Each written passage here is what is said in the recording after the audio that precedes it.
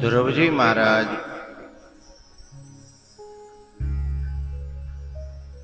जब घर को छोड़ करके निकले हैं तो नारद जी ने गुरु मंत्र दिया। 6 महीने में भगवान को पाया और लौट करके 36,000 वर्ष राज्य किया और फिर ध्रुवलोक को पधारे हैं। अंग वैन प्रथु की चर्चा के बाद 5वें स्कंद में प्रियव्रत और उनकी परंपरा में ऋषभदेव और भरत जी महाराज का चरित्र है। भरत जी महाराज तपस्या करने के लिए गए तो एक हिरण के बच्चे में फंस गए और हिरण का बच्चा एक दिन देखा कि एक झुंड हिरणियों का आया और उसमें चला गया। उसकी याद में रो रो करके मरना पड़ा तो हिरण बन गए, क्योंकि यम यम वापी स्मरण भावम त्यजत्यन्ते कलेवरम तम तमेवैति कौन्तेय सदा तद्भाव भावितः। जो जिसकी याद में मरता है वो उसी योनि को प्राप्त हो जाता है। अगले जन्म में फिर उन्हें एक मनुष्य का जन्म मिला और उन्होंने निर्णय कर लिया कि अब मुझे दुनिया में फंसना नहीं है। बचपन से ही भजन करना प्रारंभ कर दिया, विवाह किया नहीं, क्योंकि एक विवाह करने के बाद में फिर यानी कितने बारात करनी पड़ते हैं, कितने व्यवहार निभाने पड़ते हैं, फिर वह को जो उलझना है वो जिंदगी भर में कभी सुलझ नहीं पाता है। उन्होंने जो है ना अपने घर का त्याग कर दिया और जो है जंगल में विचरण करने लगे। राजा रहुगण से मुलाकात हुई एक दिन और राजा रहुगण का उपदेश दे करके भरत जी महाराज ने कल्याण किया है। इस 5वें स्कंद में ही भागवत जी में नरकों का वर्णन है, जिसमें कौन से कर्म के कारण कौन से नरक में जाना पड़ता है वो सारा विवरण है। अब तो लोग जो है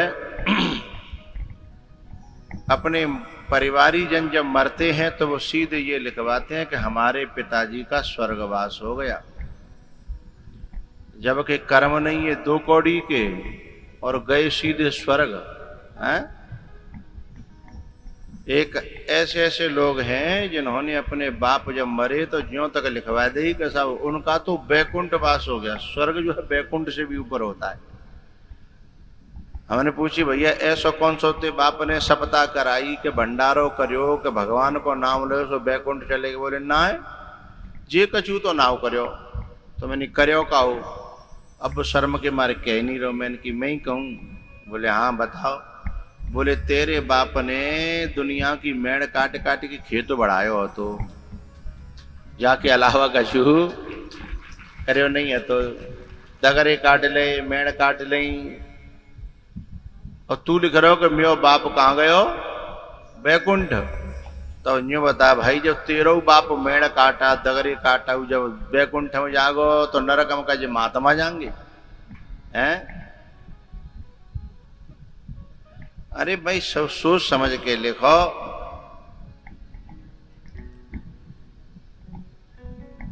बोले तो गुरुजी का लिखवानी चाहिए। अरे मैंने कि यूं लिखवा दो करो ईमानदारी बरतो, यूं लिखवा दो। तुम पे शर्म लग रही है नरक लिखवे में, कोई बात ना मत लिखो, पर यूं लिख दो मर गए ऐसा मोह ना पतो कि तकू गए हैं।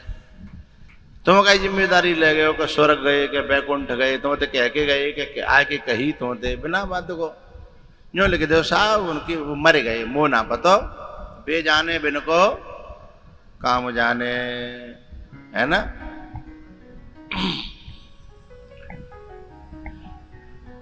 सुखदेव जी महाराज ने जब नरकों का वर्णन किया तो परीक्षित जी ने पूछा कि जिनते बचवे को कोई उपाय है। बोले हाँ।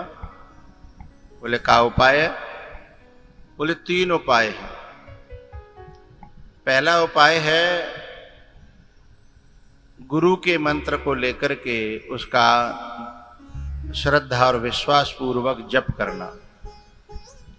दूसरा उपाय है भगवान की कथा का श्रवण और गायन। और तीसरा उपाय है संसार को पीठ देकर किसी बुद्ध पुरुष की शरणागति में अपने जीवन को समर्पित कर देना। या तो तीनों है जा तो बहुत अच्छी बात, तीनों न है पावे तो नवमः जिनके एकऊ होई है, नारी पुरुष सचराचर कोई।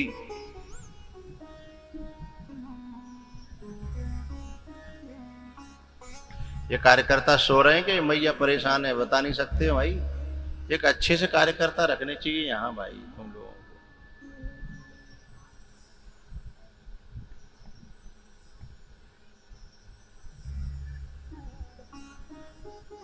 अब बालक के दे चढ़ा दे वो। कैमरा वाले भी नहीं थोड़ा बहुत हेल्प करते किसी की, बहुत डिस्टरबेंस होता है ना उससे। कोई अच्छे से लगाओ कार्यकर्ता बेटा यहाँ जी, ये बच्चा है जी का जाने।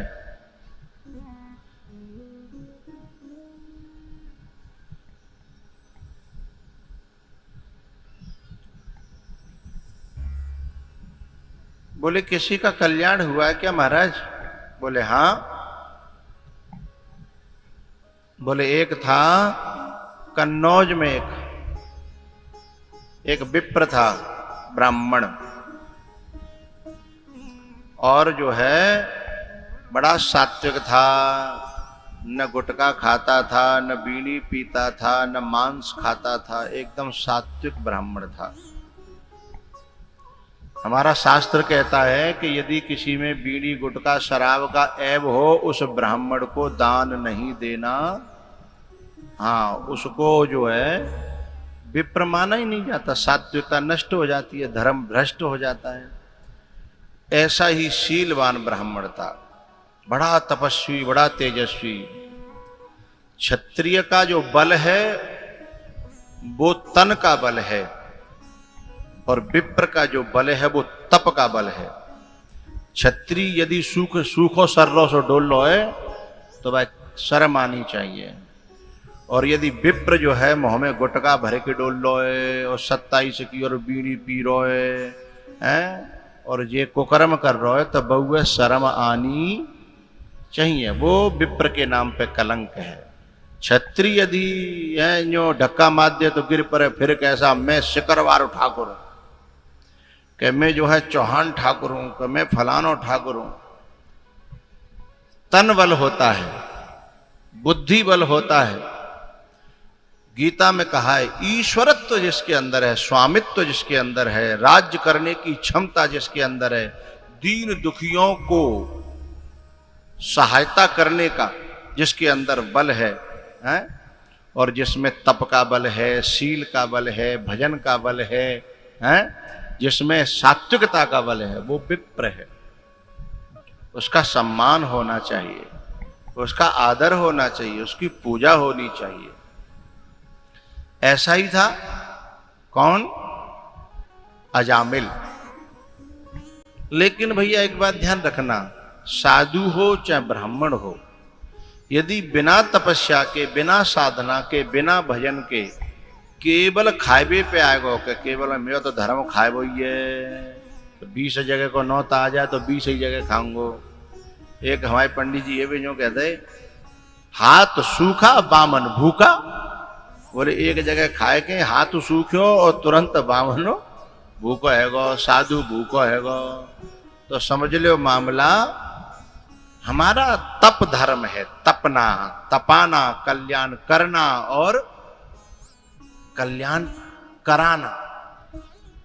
6 धर्म है विप्र के, यज्ञ करना और कराना, विद्या अध्ययन करना और कराना, दान करना और कराना।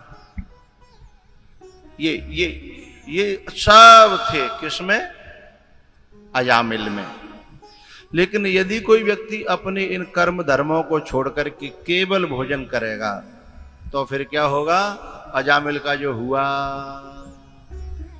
संसारी के टुकड़ा जाके 9 आंगुर दांत, 9 अंगुल के दांत होते हैं संसारी के टुकड़ा के। संसारी के टुकड़ा जाके 9 आंगुर दांत, भजन करोगे तो पचे नहीं भार निकारे आत। उसकी अंतड़ियां को फाड़ करके निकाल लेता है वो संसारी का टुकड़ा, क्योंकि उसने तो परमात्मा समझ करके दान दिया है, परमात्मा समझ करके। अब उसका तो पुण्य लग गया, लेकिन वह टुकड़ा खावे वारे को पचावे को तो जो है भजन की क्षमता, जो त्रिकाल संध्या करता है, जो जनेऊ धारण करता है, जो शिखा धारण करता है, उसमें तप का बल बढ़ता है। और जे का भयो अजामिल के जे जो है गलत अन्न को आहार करके, गलत अन्न को आहार करके बुद्धि भ्रष्ट हो गई। वाने के जा पंडिताई फंडिताई में कछु ना धर्यो, सोई बाने बुरे कर्मन पे आएगो। और जब बुरे कर्मन पे आयो तो क्योंकि जब अपने आंचल को आंसुओं से भिगोती ही चली जाती है और जिंदगी यदि ढरकी, यदि रोई तो फिर रोती ही चली जाती है। एक बार ढार पे गिरो, भ्रष्टस्य का अन्यथा गति, शास्त्र के अलावा मैं बोलूंगा नहीं।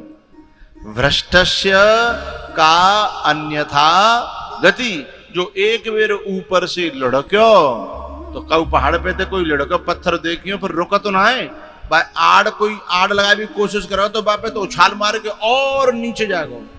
बात समझ रहे हो? कोई पत्थर बीच में आयो रोके बारो तो बापे उछाल मार के और नीचे। भ्रष्टस्य का अन्यथा गति, अजामिल जो है ना, अरे राम,